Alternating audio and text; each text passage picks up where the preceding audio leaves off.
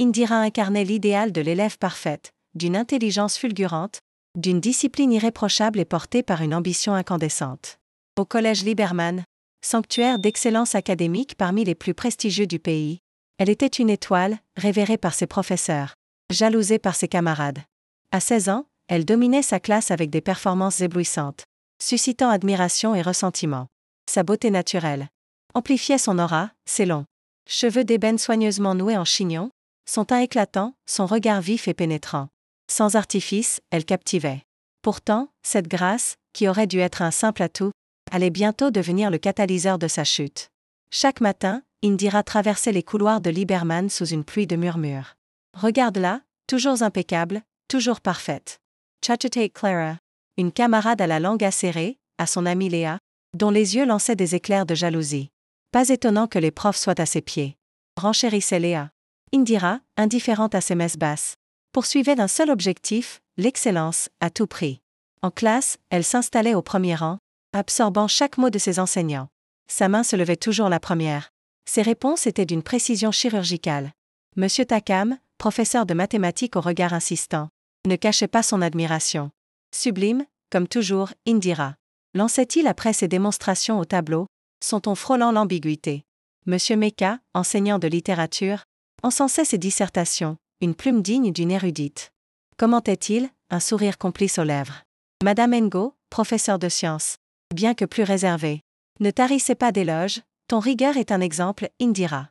Indira, focalisée sur ses études, ne percevait pas les signaux troublants.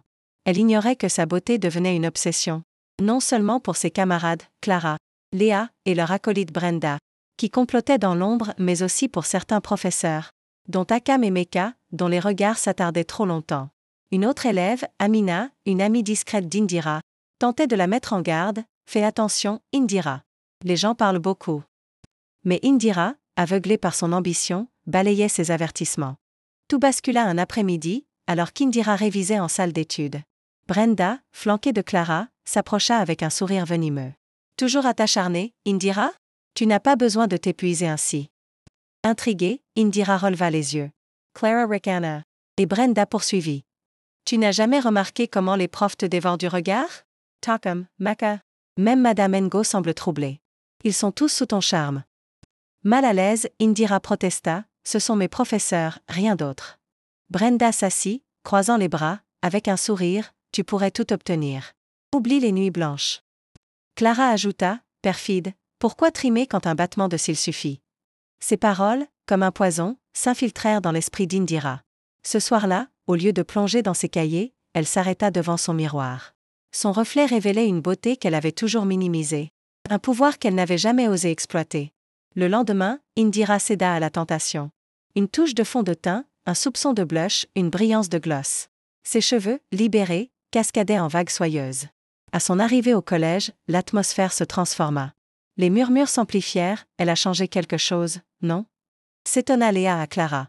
Les regards des élèves, comme ceux d'Étienne, un garçon populaire mais influençable, se firent plus appuyés. Même Madame Ngo marqua un temps d'arrêt en la voyant. Pendant le cours de mathématiques, face à un test surprise qu'elle n'avait pas préparé, Indira se remémora les mots de Brenda. Lorsque Takam passa près d'elle, elle leva les yeux et murmura avec un sourire, « J'espère avoir réussi, monsieur. Vos cours me tiennent à cœur. » Décontenancé, il bafouilla, « Je ne doute pas de toi, Indira. Tu es remarquable. » Le lendemain, sa copie affichait un score parfait, malgré des erreurs évidentes. Encouragée, elle réitéra avec Meka et même Madame Ngo, qui, bien que réticente, semblait plus indulgente. Un sourire par-ci, une phrase mielleuse par-là, et ses notes restaient impeccables, sans effort. Pendant un temps, ce stratagème parut miraculeux. Indira pouvait enfin relâcher la pression. Mais la rançéure grondait. Clara, Léa et Brenda, sentant leur influence menacée, attisèrent les rumeurs, elle manipule les profs pour ses notes. Chuchotait-elle à Étienne et à d'autres. Amina, inquiète, tenta à nouveau d'avertir Indira, les gens parlent, et pas en bien. Arrête ça. Mais Indira, grisée, ignora son amie. Un jour, elle surprit une conversation entre Takam, Meka et Madame Ngo dans une salle vide. Elle joue de son charme.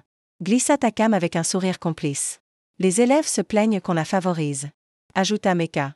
Madame Ngo, mal à l'aise, murmura. Elle est brillante, mais son attitude récente est problématique. Takam, riant, proposa, et si on l'invitait ce week-end, loin de l'école? Horrifiée, Indira s'enfuit, le cœur battant. Cette nuit-là, incapable de dormir, elle réalisa qu'elle s'était aventurée sur un terrain miné. Elle confia ses craintes à Amina, qui la pressa, dit la vérité avant que ça empire.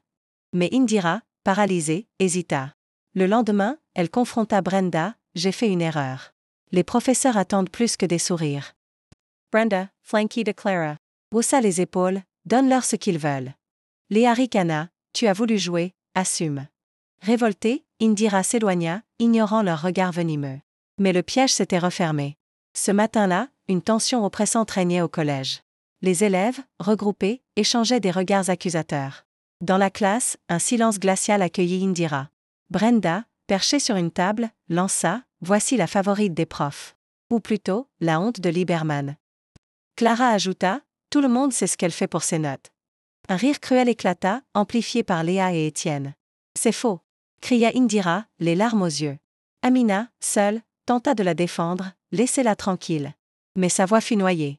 Soudain, Madame Agath, la directrice, fit irruption. Accompagnée de M. Biloa, le conseiller d'orientation. Indira, dans mon bureau. Dans la pièce, ses parents, bouleversés, faisaient face à la directrice. Des plaintes d'élèves et de parents affluent. Annonça Madame Agath. Takam, Meka et Ngo ont rapporté un comportement inapproprié. Indira, abasorti, protesta, ils mentent.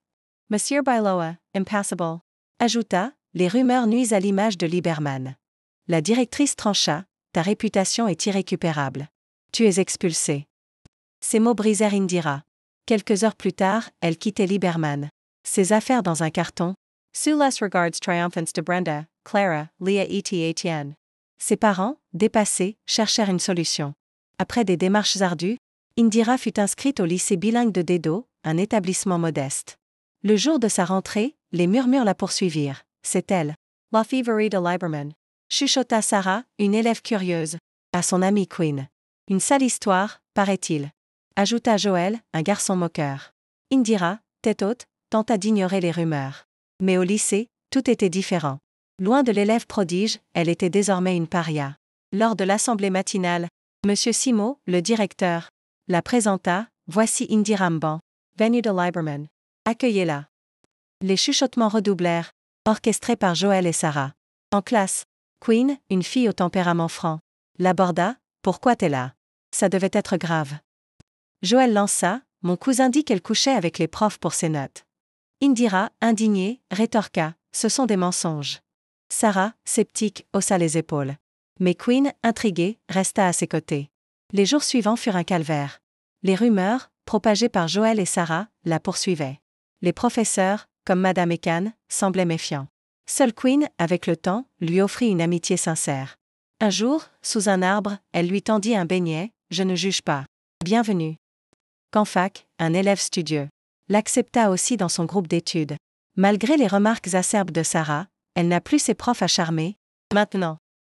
Un matin, M. Sam, professeur d'anglais, annonça un concours d'écriture nationale. Indira y vit une chance de se racheter. Elle travailla sans relâche, rédigeant une histoire poignante. Le jour des résultats, M. Sam déclara, la gagnante est Indira Mban. Mais Joël murmura, elle a encore manipulé quelqu'un. Sarah Ricana, May's Queen, Fear, applauded.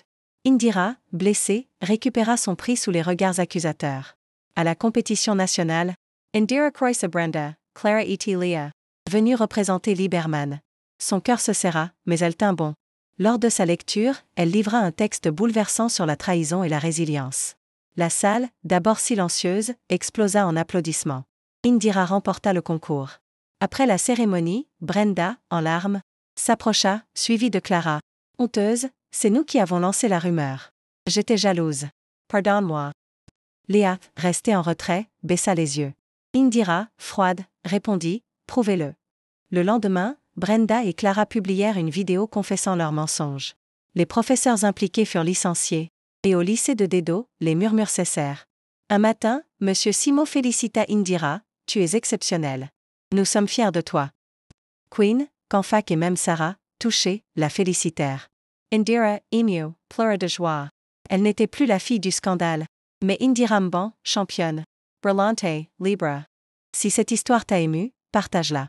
Like, commente, abonne-toi pour ne pas rater la prochaine, qui t'envoûtera. Reste fidèle à toi-même, car c'est toi qui façonnes ton destin. À bientôt pour une nouvelle épopée inspirante. Prends soin de toi.